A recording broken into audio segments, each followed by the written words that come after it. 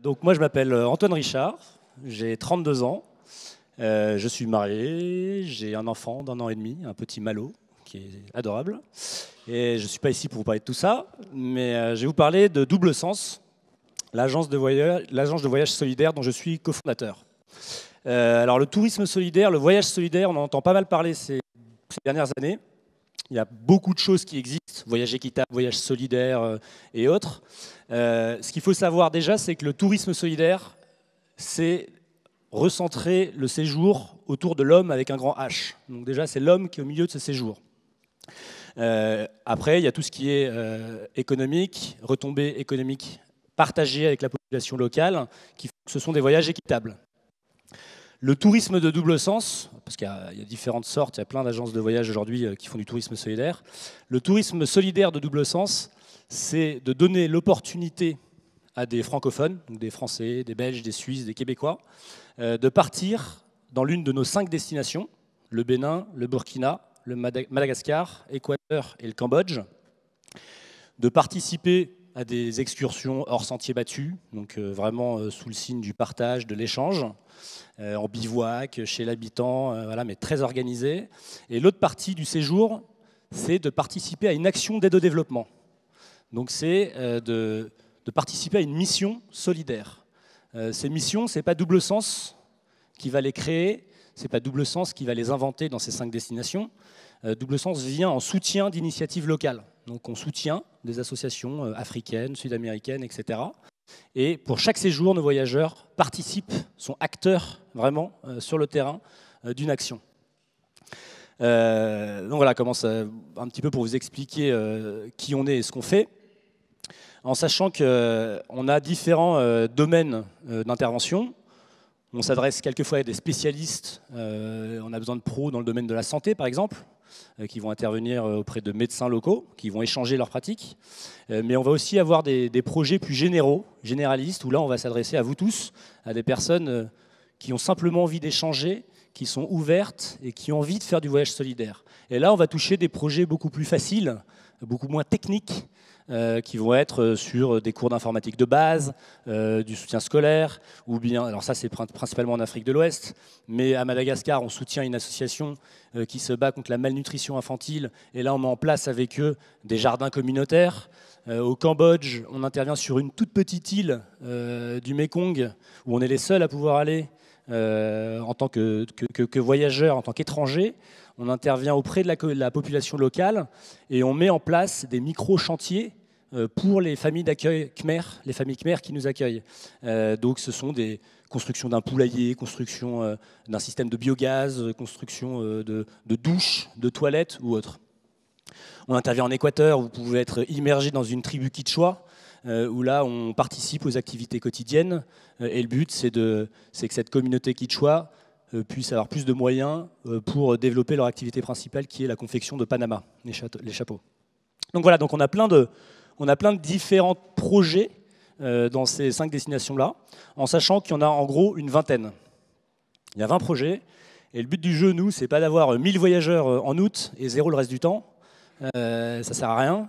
Nous, notre objectif, c'est d'avoir toujours le même nombre de voyageurs. Des petits groupes de 5, de 3, 4 ou 5 sur chaque projet toute l'année. Donc vous partez par exemple au Bénin, vous donnez un cours d'informatique. En mars, au mois d'avril, il y a quelqu'un d'autre qui vient prendre le relais et qui prend là où vous avez arrêté. Au mois de mai, quelqu'un d'autre vient, etc., etc., etc. Ce qui fait que les projets sont continus toute l'année et on a vraiment un impact local, mesurable, qui a vraiment du sens, quoi, tout simplement. Alors ça, c'est ce qu'on fait aujourd'hui. On a commencé, donc j'ai 32 ans, on a commencé, j'étais diplômé d'une école de commerce à Toulouse, de l'ESC Toulouse, à 22 ans. Et à 24 ans, je commence à travailler dans une grande boîte qui s'appelle IBM, à Londres. Et puis là, moi, jamais je me suis dit, je vais créer une boîte, je suis entrepreneur, je veux faire ça. Non, jamais. Double Sens, ça a été à la base des retrouvailles. Voilà, donc juin 2004, je revois la scène. J'étais en train de taper sur mon ordinateur et là j'ai mon vieux pote d'enfance qui m'appelle et qui me dit Antoine, chiche, on y va, on crée notre boîte tous les deux. On part sac à dos, on va faire un espèce de voyage utile qui va aider les populations locales. Parce que le tourisme solidaire, tout ça, en fait, on a pris l'appellation, mais enfin, ça n'existait pas forcément à l'époque. Ok, donc le lendemain, on se barre, on se retrouve en France, on part sac au dos en Afrique de l'Ouest. On avait mis en place un super périple, on va faire Bénin, Burkina, Ghana, Togo, machin, on va se balader, on va faire 6 mois de voyage et puis on va mettre en place un super projet. On est arrivé au Bénin et on est resté au Bénin. Et on a commencé au Bénin. Et on a commencé Double Sens donc, en rencontrant des bonnes personnes, vraiment des super personnes avec qui on s'est dit on va monter un projet ensemble. Et on a commencé en avril 2006. Je me souviens très bien, on n'avait pas un rond avec Aurélien Seux, donc le cofondateur. Et ça c'était pendant le voyage de prospection au Bénin. On dormait tous les deux, on partageait un lit à deux, on partageait la même moustiquaire, on partageait les écouteurs d'iPod, un chacun. On avait un magazine, on arrachait les pages. Tu l'as lu celle-là? Ouais, tu me la passes, machin. Donc, vraiment, on a tout vécu au début. Voilà, c'était assez sympa. Et donc le début au Bénin, on a commencé avec 3 voyageurs. Donc 2 voyageurs qui intervenaient en informatique, un voyageur qui intervenait en soutien scolaire auprès d'enfants béninois dans un centre défavorisé. Donc on avait mis en place un programme éducatif. Voilà, ça c'était en avril. En mai, 3 voyageurs sont arrivés. En juin, 3 autres. En juillet, 3 autres, etc., etc. Puis nous, on était tous les deux contents. Voilà, ça commence. Et aujourd'hui, donc, il y a 20 projets. Et on a entre 600 et 700 voyageurs qui se relaient toute l'année. Donc on est assez content de ça.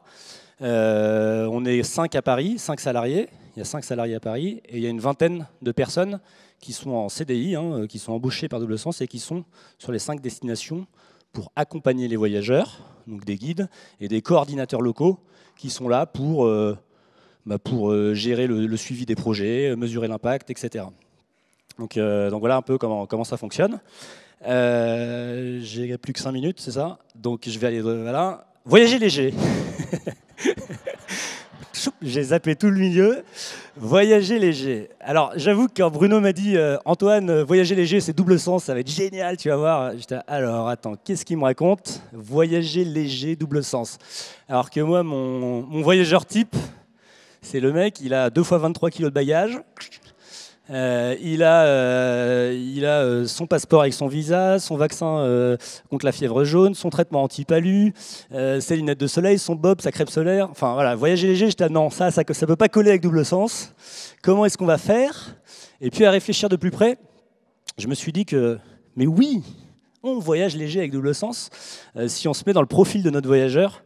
Et si on se met vraiment dans la psychologie, le mental de notre voyageur.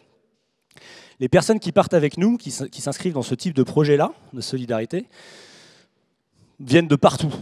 C'est des gens qui ont fait voyager des classes, on fait voyager des familles, on fait voyager des jeunes retraités, on fait voyager des célibataires, enfin voilà, il y a tout le monde participe à ces projets-là et compose un petit groupe de 4 ou 5 personnes, quoi, tout simplement. On a la jeune de 30-40 ans qui bosse comme une folle ou à Paris, qui en a ras-le-bol et qui dit moi je veux donner du sens dans ma vie et j'en ai ras-le-bol, je pars avec Double Sens pour trouver de l'authentique, du vrai, du sens, qui part avec nous et qui va rechercher quoi dans ce voyage léger? Qui va rechercher du partage, de l'échange, de la rencontre. Je ne veux pas me dorer la pilule sur une plage du Club Med dans un 4 étoiles, je veux partir, rencontrer, échanger, connaître la culture dans laquelle je vais aller. Ça, c'est vraiment le premier truc que recherchent nos voyageurs. J'ai des familles qui partent. Donc on voit les familles qui débarquent à 5, donc qui sont dans des projets auprès d'enfants défavorisés sur place et qui échangent au quotidien avec eux. C'est le cliché, quoi. On voit les petits descendre sur le tarmac avec leur petit sac, la casquette, le petit polo Lacoste et la Game Boy. Et ils sont là, ils te regardent même pas. Donc ils sont là, ouais, je viens au Bénin, donc qu'est-ce que tu viens faire? Et au bout de 15 jours, ils repartent. Ils ont vécu un voyage hallucinant. Ils ont de la terre rouge sur leurs jambes. Ils sont en tongs, en t-shirt. Ils te prennent dans les bras. Enfin, ouais, il y a vraiment un truc qui se passe. Les voyageurs qui partent avec nous, c'est des personnes aussi qui ont fait peut-être 12 fois le Cambodge et qui vont le faire une 13e fois parce qu'ils se disent qu'ils ont envie de le vivre de l'intérieur. Ils ont envie d'aller faire une cérémonie bouddhiste avec la famille d'accueil qui les reçoit. Ils ont envie d'aller au marché en vélo. Ils ont envie d'aller travailler dans les champs avec la population locale. Ils ont envie de participer, tout simplement. Et moi, j'ai une petite anecdote, parce que je sais qu'il me reste 2 minutes à peu près. Moi, on me demande souvent, dans ces voyages-là, qu'est-ce que tu as préféré? C'est quoi? C'est les temples d'Angkor? C'est les tribus Quichua? Qu'est-ce que tu as préféré? Et en fait, je crois qu'il n'y a pas tellement de lieux que j'ai préférés ou d'endroits. Je me revois juste avec mes voyageurs au début, parce qu'on les accompagnait, hein, et on a commencé en tant qu'accompagnateur, hein, en train d'aller de la maison où on était hébergé dans le village jusqu'au projet. On a des petits vélos, donc on part en vélo. Et le premier jour, ça dure un quart d'heure dans les pistes pour aller jusqu'au projet.